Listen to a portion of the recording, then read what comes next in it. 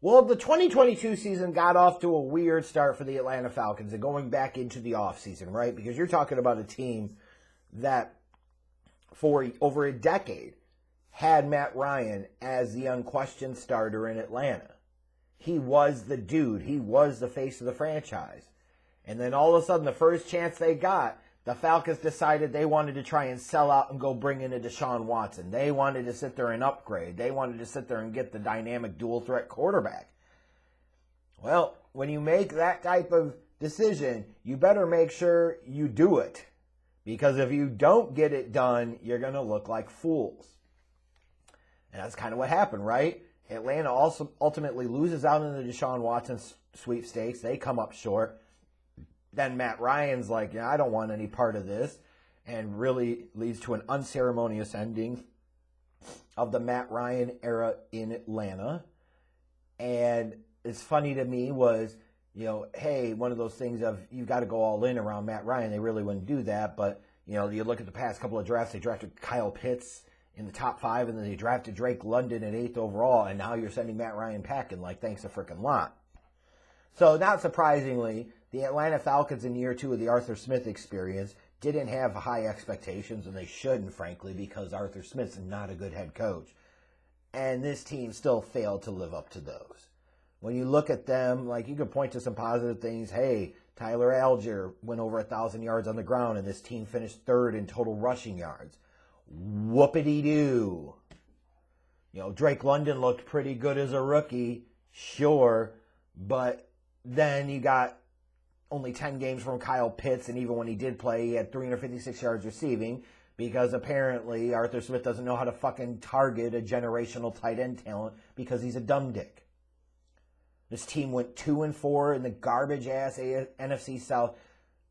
Keep in mind, every team in that division, including the division champion, Buccaneers, had a losing record.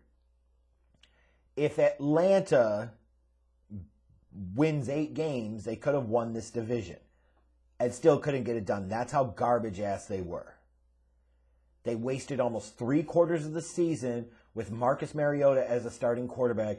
It was really stubborn stupidity. I understand it's one thing if you're going to be a dumbass from the beginning of the year and start Mariota over Ritter because, NFL head coaches sometimes are morons.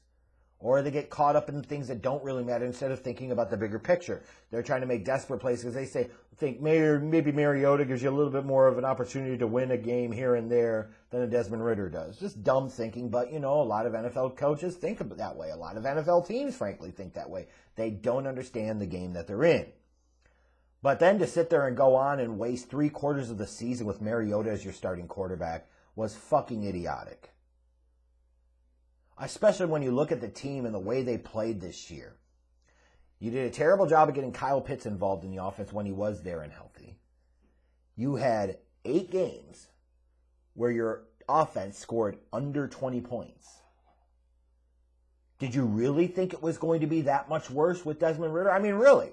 And even if you said it was, okay, then what? Maybe you lose some more games and you better position yourself to be able to get a quarterback in the draft. What the fuck is wrong with that? It sounds like one of those, you play Ritter and he plays well and you feel better about the future. You play Ritter, he doesn't play well, and you might set yourself up for the future. It's one of those, gee, win, win, win, just fucking do it. So, of course, the Falcons do the exact fucking stupid opposite thing.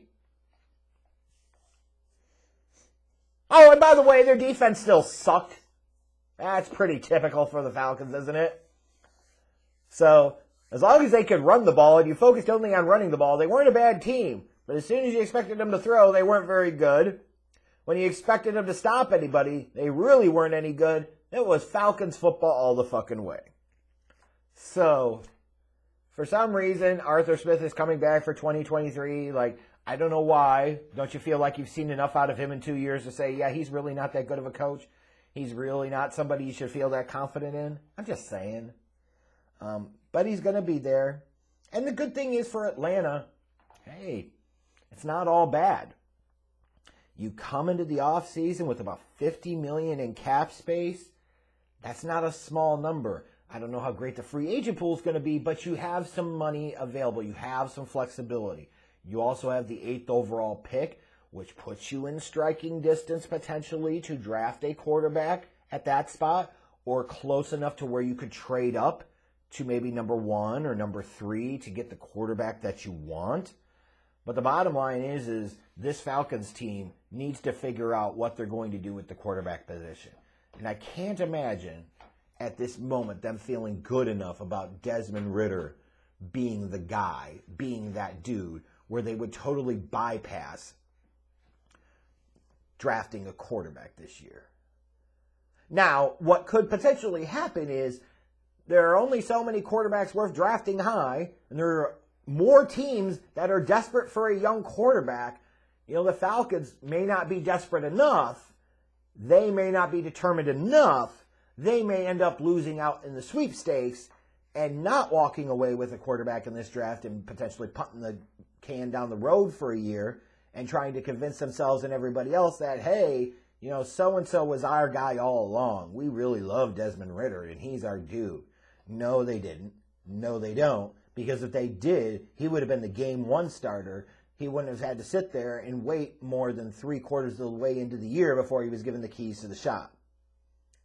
That's what tells you that Ridder's not the guy. Or at least, if nothing else, tells you that the Falcons do not believe he's the guy.